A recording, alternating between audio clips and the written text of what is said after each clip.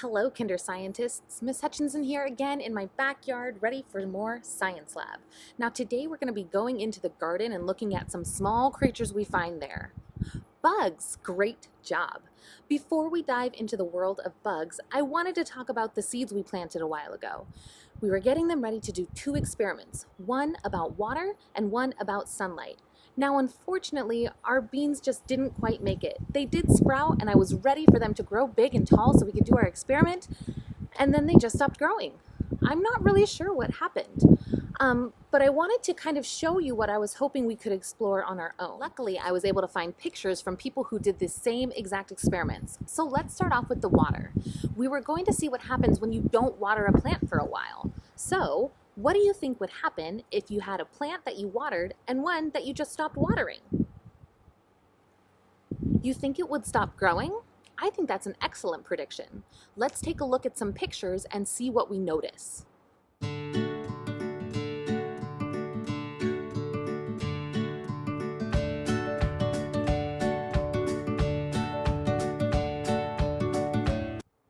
You were right. The plant that did not get any water stopped growing. Not only that, its leaves also fell off, so all that was left was a little bit of stem coming out of the soil. You guys are so smart. How about the other experiment we were going to do, about sunlight? What do you think would happen if you planted some seeds, put one of the containers in a dark space, and another one that you kept in light? What would happen to those seeds in the dark? What do you think would happen? Maybe they wouldn't grow? That's a good guess. Let's take a look at some photos and see what happened.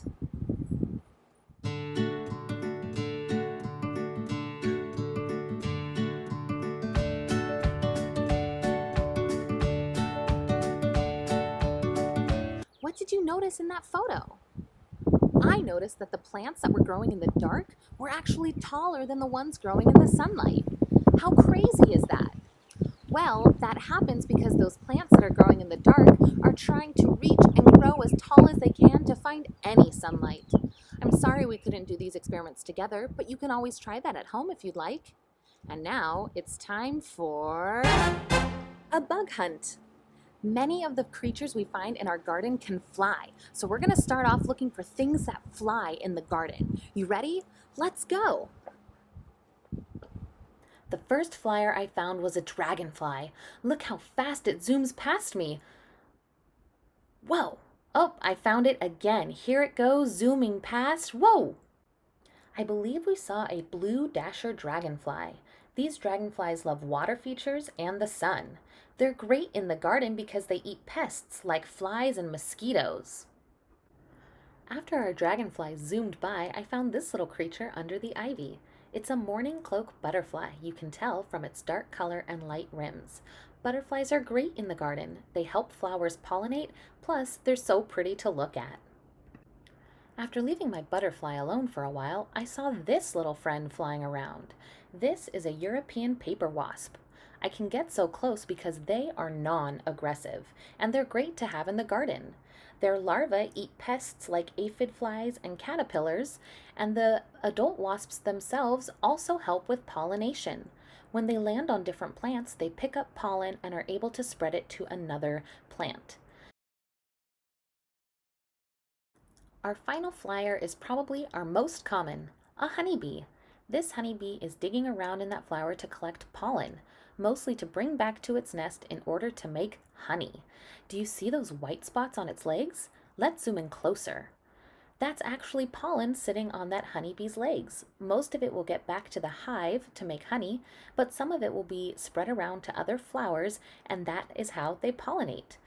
They're super helpful in the garden. Just be careful of their stingers. If we go from looking up to looking down, there's all sorts of bugs we can find crawling around, helping out in the garden. Let's take a look and see what we find when we look down on the ground.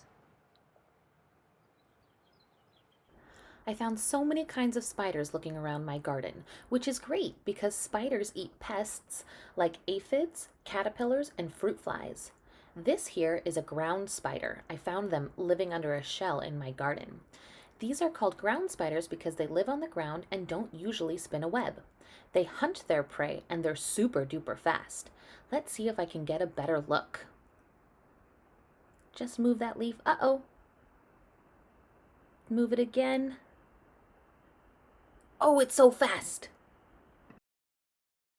Then I found this spider. It's an orb weaver. It was hiding on a cabinet in the yard. They tend to make big webs where they can catch lots of flying pests like fruit flies and mosquitoes. Finally, I found this friend hiding on the cover to our barbecue. This is called a bold jumping spider. It's a big spider that hunts its prey and actually jumps on it on the ground, hence the jumping name. I found one last massive spider in my garden. But don't worry, it's not real. It's a leftover decoration from Halloween. Guess it's time to do some cleaning. Another common crawler you find in the garden are ants. Ants can be a huge pest if they get inside your home, but out in the garden they can actually be quite helpful. Lots of people think ants are bad to have in the garden, and they can be, especially if they make their colony or their nest underneath the ground near a root system for plants. So sometimes they can actually destroy the plants. But overall, ants are actually great for the garden. By digging their tunnels underground, they help bring air down into the soil, which is called aerating. They also eat things like caterpillars, which can be a huge pest to your plants.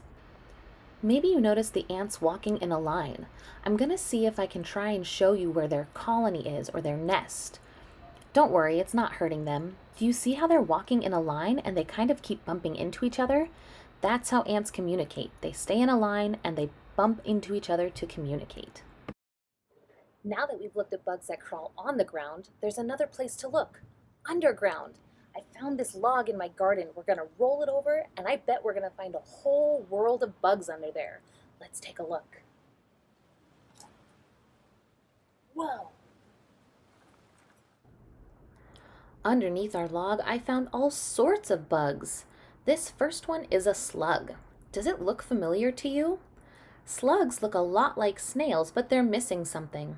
What is it this slug is missing that a snail normally has? You're right, it's a shell.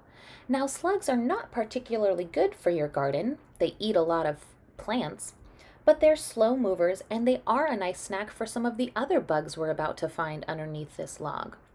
Slugs, like many insects, have a special body part that helps them get around. Do you see it on the top of their head? It almost looks like eyes on stalks, but in fact, they're antennae, and they don't have eyes. It allows the slug to feel what's happening in the world around it and make a decision on where to go.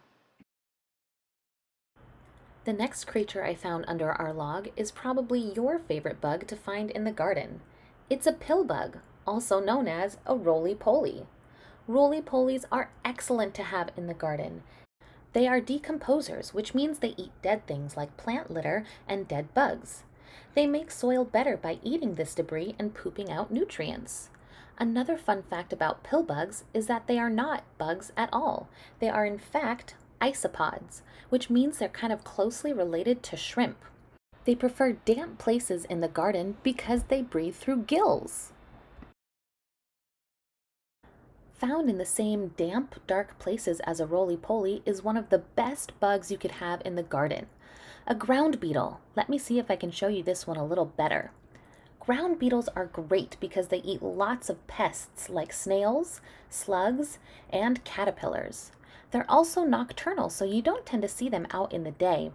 Now this one is scurrying off quickly, maybe to find its little babies. Stuck to the bottom of the log, I found these little ground beetle babies. Just like their mother, they will help eat pests out of your garden. And don't worry, I'll put this log back soon so that babies can be reunited with their mother and grow up strong and help keep your garden nice and pest-free. The last creature I found underneath the log was an earthworm, and I'm so excited that I found one. Earthworms, just like our roly-polies, are decomposers. Again, that means they eat dead things like leaf litter and dead bugs, and as they digest it, they add nutrients to it, and when they poop it back out, it makes the soil better. Let's see if I can show this one a little clearer, but I won't hurt it. Hey, look what I found! Another roly-poly. Let's see where that's trying to go. Let me clear it for you. Let me clear it. Oh, there you can see it. Oh, look, this roly-poly did the thing roly-polies are named for. It sensed danger, so it rolled up tight into a ball. If I leave it alone for a minute, it should probably unroll. There it goes, and off again on its merry way. We'll leave that alone and check back in with our earthworm. Earthworms are fantastic creatures for the garden. As I mentioned, they make the soil more nutrient rich by eating debris. They also help aerate the soil. That means as they dig their tunnels underground, they help air get into the soil, which brings in more nutrients. Of all the bugs we saw today, the earthworm might be the best one to have in your garden. While it's not all that pretty because it's kind of a creepy crawler, it is so helpful to all of the plants that you find in your garden. So if you find any earthworms in your garden, leave it be. That way you can keep your garden healthy and happy. How fun was that? And those are just some of the bugs you can find in your own garden. Why don't you take a bug hunt of your own? See what you can find. And as always, when working with live creatures, you want to be careful. Don't touch anything if you're not sure what it is, and be kind. They're all living creatures who, for the most part, help out in our garden. All right, little scientists, that's it for this time. Until I see you again, stay curious.